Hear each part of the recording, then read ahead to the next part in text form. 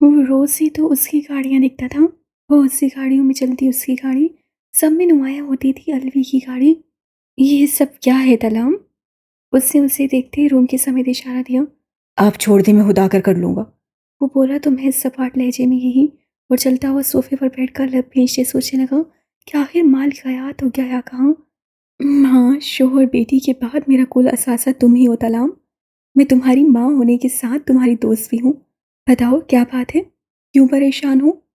पास बैठकर उसका माथा चूमते हुए बोली तो तलाम ने उनकी आंखों में देखा। हाँ, उसका क्या कसूर? वो भी तो उसकी तरह की ज़िंदगी गुजार रही है। उससे ज़्यादा अजीतें तो उसके हिस्से में आई थीं, फिर वो क्यों ऐसा कर रहा है? यहाँ कुछ ड्रग्स के छोटे पैकेट पड़े थे, कहाँ गए? उससे सीधा बगैर हिचकिचाए पूछा। वो हैरत से देखने लगी।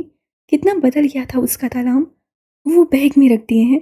पर तलाम, तुम्हारे बाप ने भी? उन्होंने कुछ कहना चाहा कि तलाम ने उनका माथा चूमकर अल्फाज खत्म कर दिए। मैं वो नहीं, आप बेफिक्र रहें। आपका बेटा आपके साथ सारी जिंदगी रहेगा, बल्कि आपके साथ हुई ज्यादती का भी पूरा बदला लेगा। ये घर उन अलवियों का दिया हुआ है ना? उससे घर को देखा, सारा ने खामोशी से सर हिला दिया। सामान बांध ले, हम जा रहे हैं लाहौर।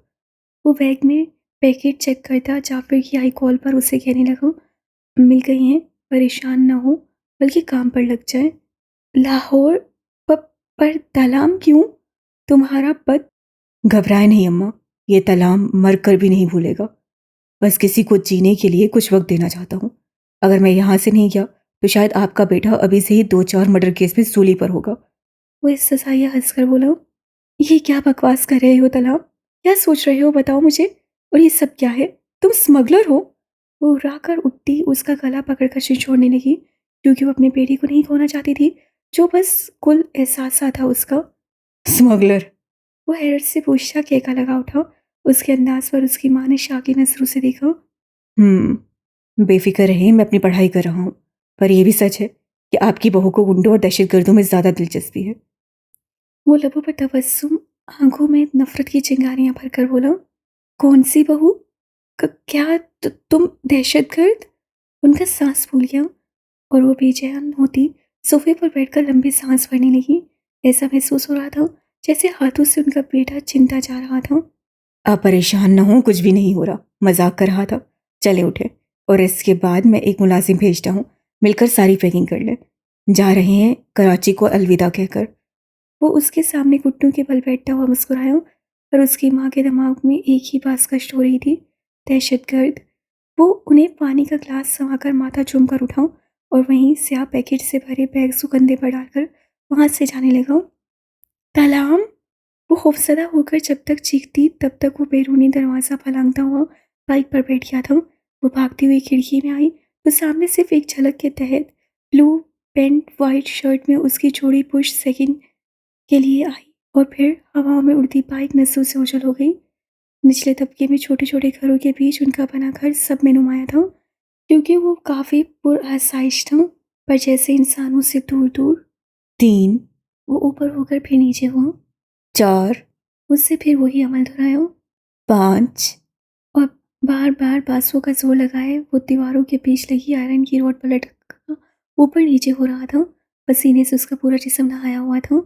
मामा बस? उससे निढाल होकर पूछा। यार, इतनी किस मिलती है मुझे? अगर बड़ा हो गया तो इन लड़कियों ने मेरा मुंह नहीं लेना है। वो मुंह बनाकर बोल रहा था। ये अलग बात थी कि उनकी किसी उसके अंदर खुदकुदी सी भर देती थी, और खिलखिलाकर अपने छोटे कद का फ़ायदा उठाकर उससे गले में बाहें भी डाल देता था, तो कभी उन्हें भी बदले में किस कर देता था। कल तुमने 3 किए, आज 7 करने हैं, वो छिड़के हुई बोली और उठकर पास आई। उस लटके हुए वजूद में नए सिरे से तवानाई आ गई थी। जब सामने आरामदेह चेयर पर बैठी उसकी माँ मोबाइल एक तरफ रखकर पास आई और उसे ग्लूकोज पिलाया। शाबाश, आज 7 पूरे करके अपनी मामा को खुश कर दो। उसके माथे पर बिखरे बाल सवार कर वो माथा चूमती हुई वापस चेयर पर बैठी। क्यों मामा, अच्छा खासा हैंडसम तो हूँ, लड़कियां देखें कैसे मरती हैं। वो खुद को देखता हुआ बोला, हाँ हो हैंडसम, पर खबरदार लड़कियों की समेत नजरें भी उठाई। नूर ने शर्म दिलाई। उसने सख्ती से कहकर उसके चेहरे को देखा जो इंतहाई सुर्ख हो रहा था, बल्कि नन्हा सा वजूद पसीना था। उसका दिल सुकड़ गया, पर वो उस पर लगे लेबल बोना मिटाना चाहती थी, इसलिए चाहे उसे कुछ भी करना पड़े। उसका माथा चूमकर मोबाइल उठाए फिर से वहाँ खत बढ़ाने की टिप्स देखने लगी, जिनमें सरफर इस पर वही लटकने का था। दारम ने झुंझलाकर अपने लटके पाँव मारे। कल जब दाद ने कहा था कॉल पर कि बोना कैसा है, तब से उसे सुबह उठकर ही उसे एक लटकने वाली एक्सरसाइज करवानी शुरू कर दी, ताकि जब तक दाद आए तो वो बोना नहीं बल्कि एक खूबसूरत सा तारिम दाऊद हो। काश उससे पहले मालूम होता तो कब का लटक कर खुद को बड़ा कर लेती। पर अभी देर नहीं हुई थी। वो अपने बेटे तारिम दाऊद को कब बोना कहलवाना चाहती थी, ना ही बतख का बच्चा। हो गया मामा, बोली सासू के दरमियान उससे मुखातिब किया। नूरुलैन खुलकर मुस्कुराई। शाबाश, उससे मुसरत से कहा और मोबाइल रखकर तौलिया उठाती पास आई और उसे बाजुओं में भरकर रोड से उतारूं। 5 साल का तारिम उसके बाजुओं में छोटा सा बच्चा लग रहा था और यही तो गम नूरुलैन को खाया जा रहा था कि उसके बच्चे सचमुच के बोने थे और ये सब उस कमीने की दुआओं की वजह से हुआ था। वो वसवसों में थी कि उसे भी तक बच्चे क्यों नहीं हो रहे, पर जब उसकी सोच का उसकी बहन को मालूम हुआ वो खिलखिलाई, बल्कि उसे भी समझाया कि अल्लाह पर यकीन रखे हो जाएंगे। और वही तो किया था उससे। बल्कि दाद जिस तरह उसे गोद में उठाए बच्चों की तरह लाड करता वो सख्त खफा होती, बल्कि चिढ़ती थी। और वो बतख जो यहाँ भी पाई जाती थी, अभी भी तो पोल से उनकी टें टें की आवाज़ें आ रही थी और ये सब उसे चिढ़ाने के लिए था। अल्लाह ही जानता था उस मासूम को तंग करके उससे क्या मिलता था। दाद से आजाना पूछते मालूम पड़ा कि उसे मज़ा आता था। बहरहाल उसे उन्हीं माह में खुशखबरी मिली कि वो प्रेग्नेंट थी और ये बात जहाँ सबके लिए खुशगवारियत का समा लाई थी, वहीं नूरुलैन को शर्माए शर्माए रखती। पर उसकी दुआएं बोने ना होने पर अपनी जगह थीं, वहीं दाद की अपनी जगह। और फिर वो भी वक्त आया जब उससे अपनी पहली औलाद को जन्म दिया और ममता के एहसास से रोशनास हुई। उसे अपनी माँ ताई बी की कमी शिद्दत से महसूस हुई। पर नूरुलैन ने एक पल भी अपनी बहन को तनहा नहीं छोड़ा, बल्कि उसकी डिलीवरी पर अपने टूर से वहीं उसके पास आ गई थी।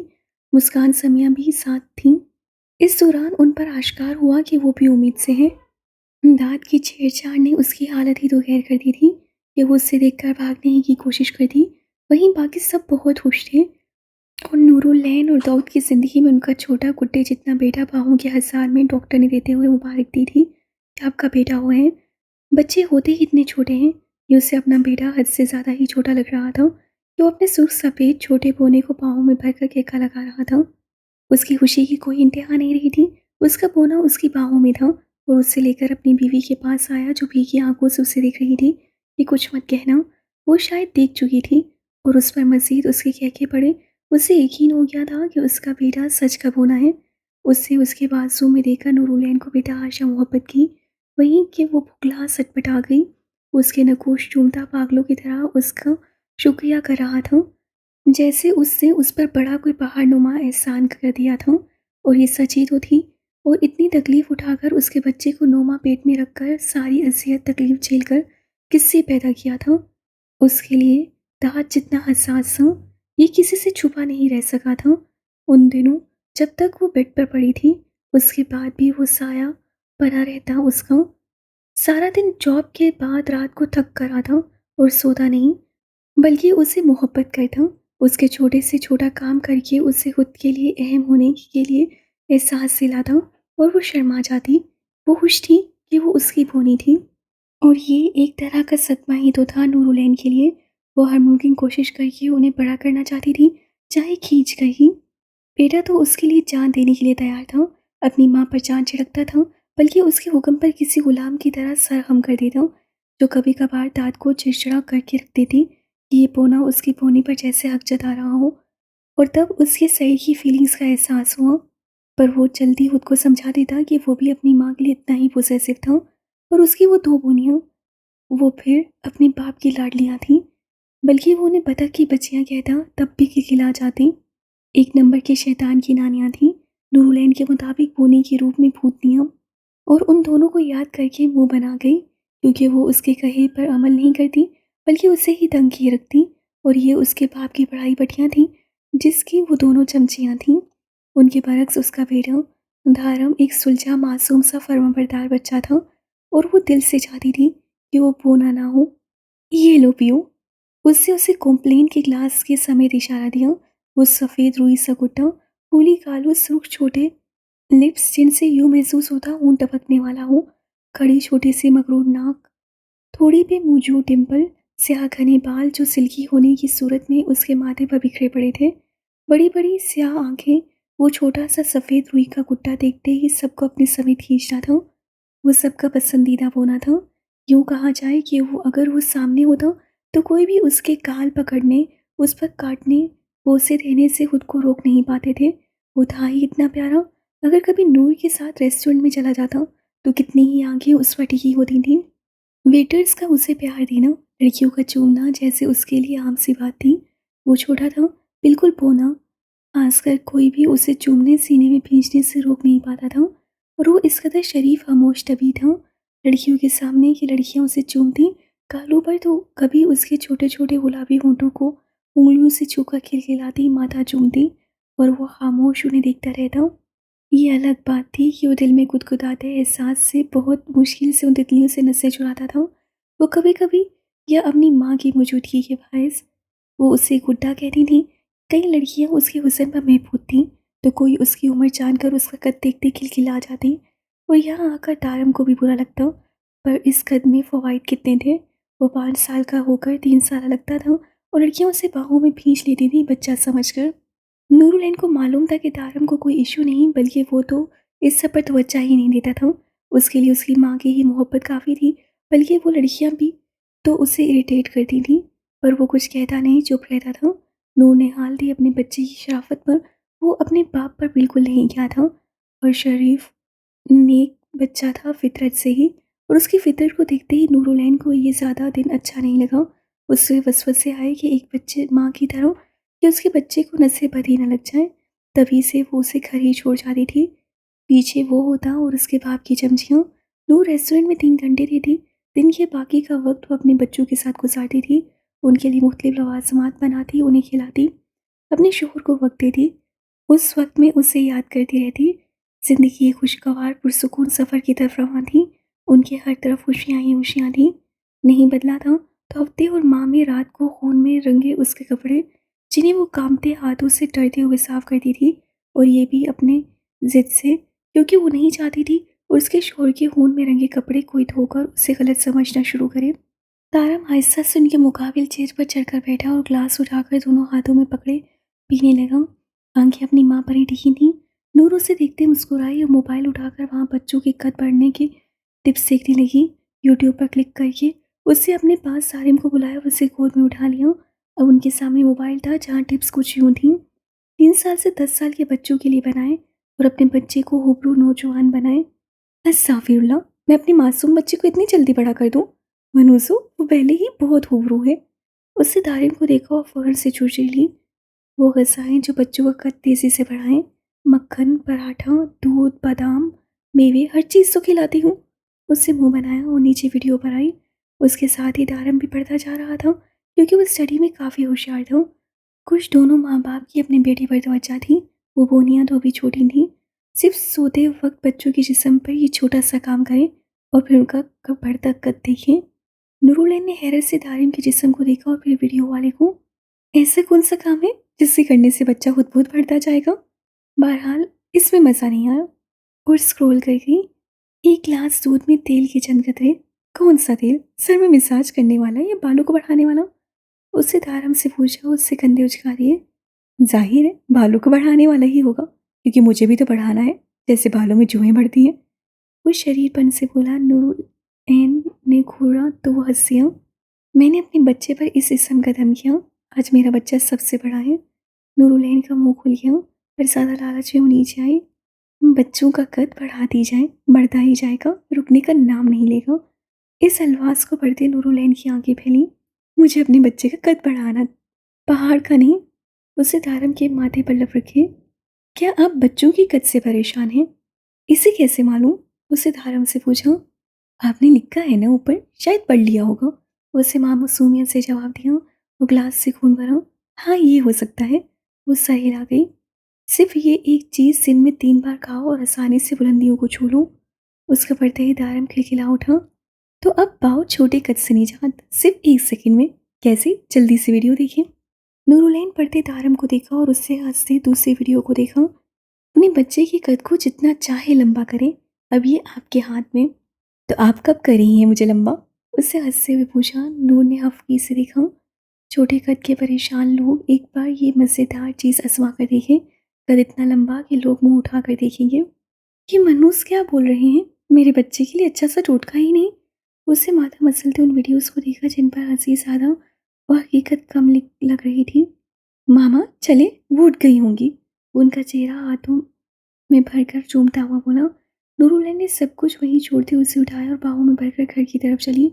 दांत जाने कब आए, तब तक ज़रूर वो उसे बड़ा कर ही लेगी। उसे बाहों में उठाए वो उसे ले गए, बैकयार्ड से निकली और घर के अंदरूनी हिस्से में दाखिल हुई। तुम बैठो, मैं उन दोनों को लाती हूँ। उसका माथा चूमकर उसे चेयर पर बिठाए वहां से जाने लगी। इदारम ने उसका हाथ थाम लिया। डैड कब आएंगे? वो सिर्फ ससाइयाँ पर उसके लहजे की उदासी नूर ने बाखूबी महसूस की। वो हमारे साथ नहीं होते।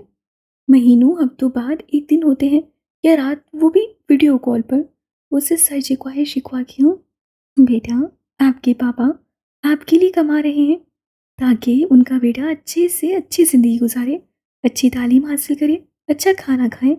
वो सब हमारे लिए ही तो कर रहे हैं मेरी जान। वो प्यार से समझाने लगी पर उल्टा झुंझला गया। पर मामा, हमें ये सब नहीं, डैड चाहिए। वो कितना प्यार करते हैं, हंसाते हैं, हमें बोना बोनी बोलते हैं, कितना अच्छा लगता है मामा। वो कब आएंगे? 9 माह हो गए हैं उनसे मिले हुए, सिर्फ मोबाइल पर बात करते हैं बस। उन्हें कहें वापस आ जाए, हम उन्हें बहुत याद करते हैं, बहुत। दारिन के लहजे की खूबसूरती नमी में बदल गई और नूरुलैन की आंखें खुद नम हो गईं। दारम, क्या अब आप अपनी मामा को रुलाओगे? उससे आंखें मसी और दारम ने देखा। दूसरों की माओं की निस्बत वो उन्हें अपनी बड़ी बहन जैसी लगती थी। गुलाबी गुलाबी रंगत वाली उनके डैड के मुताबिक बोली। मामा, मैं तो मजाक कर रहा था। उसे खोखला कहका लगाते टेबल पर चढ़कर नूर के गले में बांसुर डाले। नहीं मेरे बच्चे, मैं जानती हूँ कि आपको वो याद आते हैं, मुझे भी आते हैं, पर उन्हें काम भी तो करना है ना। और देखो, उनके साथ तुम्हारे अंकल भी गए हैं ना। वो पेशानी से बाल सवार कर बोली। और खुशखबरी दूँ, कुछ ही दिनों में वो आ रहे हैं। फिर उस शिकायत लगाना उनसे। अभी जल्दी नाश्ता करें फिर आंटी के पास चलें। वहाँ आपके अंकल भी होंगे, उनसे करिएगा शिकायत डैड की, ओके? उसके बाल बिखेरते कहा। वो खुश हो गया। Okay done. उससे हंसते हुए कहा और अपने बाल संवारे। उसे अपनी खूबसूरती का इतनी सी उम्र में भी अंदाज़ा हो गया था। तभी तो खुद को काफ़ी मेंटेन रखता था। नूर देखकर हंस पड़ी। पर यह बात और थी कि उसमें अलिफ की संजीदगी के काफ़ी असरात पाए जाते थे। वो कभी खामोश होता तो अचानक ही कभी शरीर। दाद और नूर की उसमें जान बसी हुई थी। प्यारी तो बेटियां भी थीं, बहुत प्यारी कि वो दोनों सोचते वो अपनी बेटियों को उससे जुदा नहीं करेंगे, बल्कि दो भाइयों को घर दामाद बनाएंगे ताकि उनकी औलाद ताहयात उनके सामने हो। उन दोनों में तो दारिम की भी जान बसी हुई थी। बस वो उनकी निस्बत कुछ कोल्ड नेचर का था और वो दोनों जिन्नाती। आप जाएं, उन्हें ले आए। वो समझ गया था और अपनी माँ को उदास नहीं कर सका। तभी जल्दी से खुद को संभाल गया। वो अपनी माँ की टेंशन देखता था कि कैसे सुबह सवेरे उठकर अल्लाह के शुक्राने के बाद यूट्यूब पर उनके लिए कद बढ़ाने की वीडियो सीखती। पराठे, मक्खन, बादाम, दूध, क्या क्या नहीं करती कि उनमें से किसी चीज़ की कमी ना हो जिससे उनका कद छोटा ना हो जाए। बल्कि वो तो कल से दारम को लटकाने भी शुरू कर चुकी थी और वो वीडियो देखकर सोच रही थी कि खींच कर कैसे बड़ा किया जा सकता है। दारम को उन पर हंसी आ रही थी, बेतहाशा, और वो अपनी माँ की हाँ में हाँ कर रहा था। जानता था अगर वो भी उनके खिलाफ होकर हंसता तो बेचारी अकेली रह जाती। पहले ही वो उनकी बेटियां और शोहर उनके खिलाफ थे। बेटा तो माँ की साइड हो सकता था। हकीकत तो ये थी कि दारम को अपनी खाला और मामा दोनों बेतहाशा पसंद थी। अपने डैड में तो उसकी जान बसती थी, पर बस उनके काम से थोड़ा बदगुमान रहता था और उसका दाद को अंदाज़ा भी था। अगर उस काम में उसे जानी नुकसान पहुंचता तो मुकम्मल तौर पर अपना बेटा खो देता। वो दारम शायद कहीं खो जाता जो सबको देखकर मुस्कुरा देता था, हर किसी को अपनी प्यारी सूरत से खींचता था। शायद ही वो इस दुनिया के लोगों से नफरत करता, इस पेशे से नफरत करता, और हो सकता था खुदा ना हादसा उसे मालूम पड़े उसका बाप सईद के साथ काम करता है तो वो सईद से उसकी फैमिली से दुश्मनी बांध लेता। ये भी मुमकिन था कि वो गलत राहें इख्तियार कर लेता। इन सब सोचों को रखते हुए अपने बेटे से जब जब बातें करता तो वतन से मोहब्बत की मसालें सुनाता। उसके अंदर ऐसा जज्बा अभी से ही पैदा करना शुरू कर दिया था जो दाद ने मजबूरी तहत अपनों के कातलों को ख़त्म करने के लिए कदम उठाया था।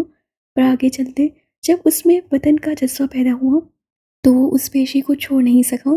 बल्कि उसे अपना जुनून बना डाला। अपनी ज़िंदगी की फ़िक्र तो उससे करना छोड़ दी थी, और जब सर पर कफ़न बांधे दूसरे ममालिक में एक आम इंसान या बहरूपिया बनकर जाता, तो ये सोचता वो अकेला सर है। उसके बच्चे अपनों के बीच हिफाज़त से हैं, उन्हें कुछ नहीं हो सकता।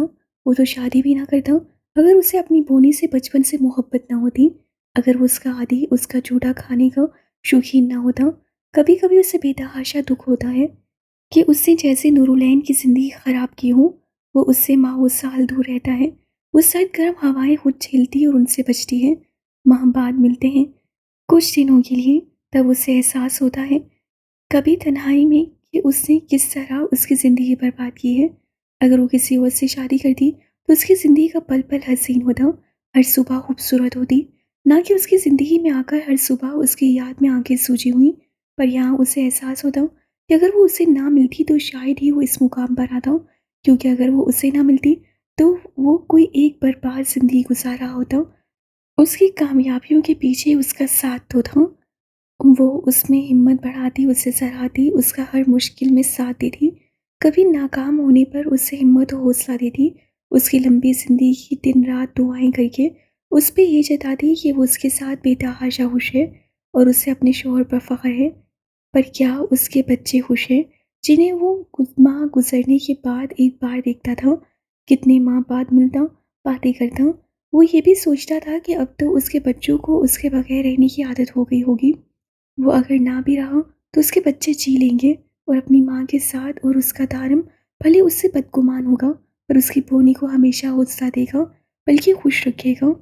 सीढ़ियाँ चढ़ती नूर ने मुस्कुरा कर दाद को याद करते आंखों को दुपट्टे से साफ किया। दाईं तरफ दो रूम छोड़कर पिंक ब्लू कलर के दरवाजे के सामने आकर रुकी थी। उससे मुस्कुराकर दरवाजे की गुलाबी पट को देखा, जिस पर एक पिंक फ्रॉक की बारबी वेलकम कर रही थी, तो दूसरी तरफ एक ब्लू कलर का फ्रॉक पहनी बारबी दरवाज़ा खोले खड़ी थी। वो हँसी, क्योंकि ये दाद ने अपनी बच्चियों की पैदाइश पर सजाया था रूम, कि उसकी दोनों जुड़वां बोनियाँ यहीं रहेंगी साथ। उनके साथ ही दारम का वाइट डोर रूम था। उसके रूम की सजावट ब्लैक वाइट में खूबसूरती से की गई थी और बेहद चमकदार रूम उनकी पसंद का था। नूर को याद था उन्होंने मिलकर अपना घर सजाया था, और जब अपने रूम की बारी आई तो उससे कितना सताया था उसे। उससे हंसकर हाथ बढ़ाए, अस्सलामुअलैकुम, मध्यम लहजे में कहती वो अंदर दाखिल हुई, पर दूसरी तरफ वही खामोशी छाई थी, जैसे रूम में कोई था ही नहीं। नूर को तशवीश हुई, और होती भी क्यों नहीं, थी ही ऐसी गुस्सीली कि मार खपाकर खुद को बेहोश तो नहीं कर बैठी। अलीज़े, उससे अपनी बड़ी बेटी को पुकारा पर जवाब निदारद। अलीना, उससे फिर से दूसरी को पुकारा पर नतीजा वही पहले वाला। देखो, अगर तुम दोनों मुझे तंग करने के लिए ये सब कर रही हो तो बहुत बुरा होगा, उसे सख्ती से कहा। अलीज़े, एनी, मेरा मूड इस वक्त सख्त ख़राब है, जल्दी से बाहर आओ। वो बाथरूम को चेक करने लगी पर वो भी खाली। उससे पूरे रूम की तलाशी लेना शुरू कर दी। दोनों 2.5 साल की थी। रात को उसके साथ ही तीनों बच्चे सोते थे। सुबह वो उन्हें उनके रूम में छोड़कर खुद नमाज पढ़कर काम करती थी। कहाँ गई दोनों, उसे सख्ती से पूछा पर मजाल है दोनों जवाब दें। देखो, अब मुझे गुस्सा आ रहा है, अगर 1 सेकंड से पहले मुझे जवाब नहीं मिला तो मैं चली जाऊंगी तुम्हारी खाला के पास। उसे गुस्से से सूख चेहरे से फोन किया। अभी रात की याद में वो सख्त उदास सी, ऊपर से ये दोनों कहीं कुछ कर तो नहीं लिया। उसका दिल कांपा, क्योंकि वो दोनों एक दूसरे को बहुत मारती थी। उसका दिल घबराने लगा। वसवसों ने भी बुरा हाल कर दिया कि सुबह ही तो उन्हें उनके बेड पर लिटा कर गई थी, इतनी सुबह कहाँ गई। दरवाज़ा भी बंद था। फिर दोनों अभी 2 साल की थी, पर बिल्कुल छोटी छोटी गोल मटोल सी थी, और झगड़ने के अलावा बेवकूफ़ों में कोई अकल नहीं था। हर वक्त एक दूसरे को मारती नोचती रहती। कहीं इस बेवकूफ़ी में कोई उल्टा काम तो नहीं कर दिया, वो सोच कर होल उठी। उसका दिल कांपने लगा। कहाँ गई उसकी बेटियाँ। वो रस्सी टांगों कामते पाँव के साथ मुड़ी। उसे धारम को बुलाना था, पर अगले ही पल मुड़ते ही उसके हलक से जोरदार चीख निकली, धारम। वो चीख कर पीछे भागी। सामने ही बेडशीट के अंदर कुछ था जो उसके समेत पड़ रहा था। दूर की आवाज़ गुम हो गई। एक तो उसकी बेटियाँ, दूसरा ये गोल तकिए की तरह बढ़ती कुछ अजीब चीज़। धारम, वो खूबसदा कामती हाथों से दूर रहने के लिए कहती तू पीछे हो रही थी। असाब जैसे काम करना छोड़ रहे थे। वो अजीब बेडशीट में चीज़ उनकी तरफ बढ़ रही थी। अलीज़े, अलीना, कहीं उसकी बेटी को ये भला, सोचती हुई खौफसदा चीखें मारने लगी। वहीं बाहर बैठे तारिम के हाथ पांव अपनी माँ की चीख पर फूल गए। दूर रहो, मुझे, मैं मार दूंगी, दूर हटो। दा, दारम, वो रोती हुई चीख रही थी। उसकी बेटियों को ये गुम कर चुकी थी और अब उसकी तरफ बढ़ रही थी। उसके आवाज़ काम करना छोड़ चुके थे और दिल की धक धक बढ़ रही थी। बाहर बैठा तारम भी अपनी माँ की चीखों से घबराता हुआ चेयर से उतर कर भागा। मामा, उसे सीढ़ियाँ बामुश्किल चढ़ते हुए रूम में कदम रखा तो बेडशीट ऊपर उठ रही थी और वैसे वैसे नूर की रंगत सर्द पड़ रही थी। धारम, धारम, अलीज़े अलीना कहाँ है? दूर रहो, ये। वो पहले ही डरपोक थी और इस सब ने उसकी जान निकाल दी थी। जबकि धारम बेडशीट की आहिस्ता आहिस्ता खौफनाक अंदाज से ऊपर होने पर पीछे का सीन देखकर दांत पीस गया। स्टॉप इट, वो चीखा और अंदर गुस्से में आधा अपनी माँ से कुछ फासले पर उस बेडशीट को खींचा। दूसरे ही और नूर की चीख गूंजी, धारम। उससे लगा उसका बेटा, पर अगले ही पल सामने बेडशीट के अंदर से वो दोनों नुमादार होती कालीन पर पड़ी खिलखिला रही थी और दारम उन्हें गुस्से से देख रहा था। चुंडे जैसी गोल मटोल सी छोटे हाथ पेट पर रखती नीचे बैठी थी। तुम दोनों, नूर ने अपनी भीगी आंखों से दोनों को देखा।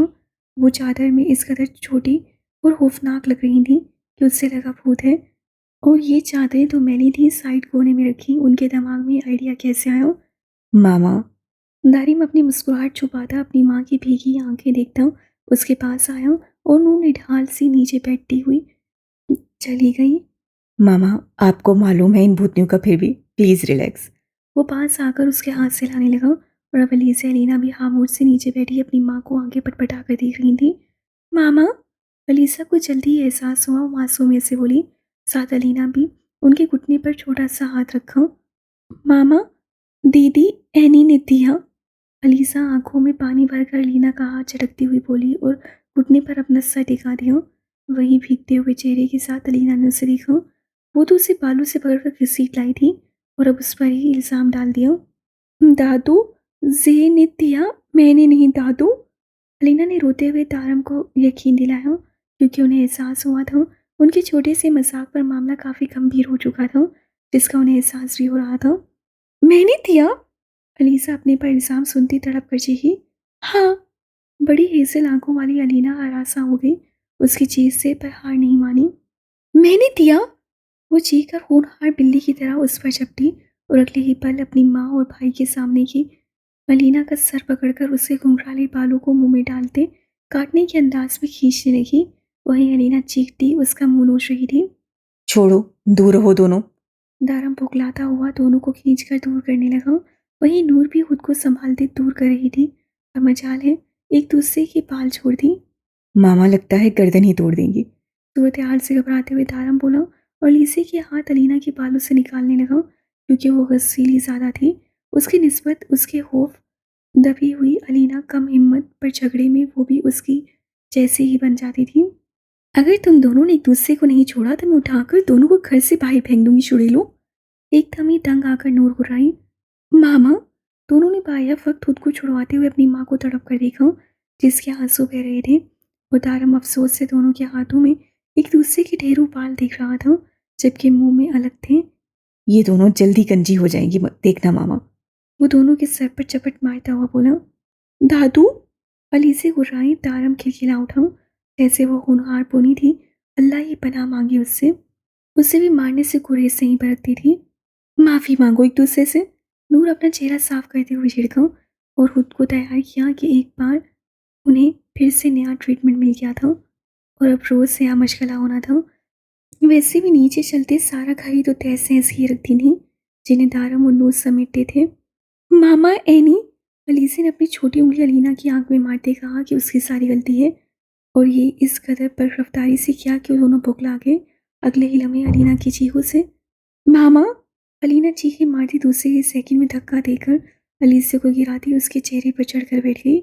मामा, दारम ने खौफ ज़दा होकर अपनी माँ को देखा जो अक्का बक्का दोनों को दिख रही थी और शायद अलीसे ने काटा था अलीना को कि वो दूसरी समेत गिरती अब चीखें मार रही थी।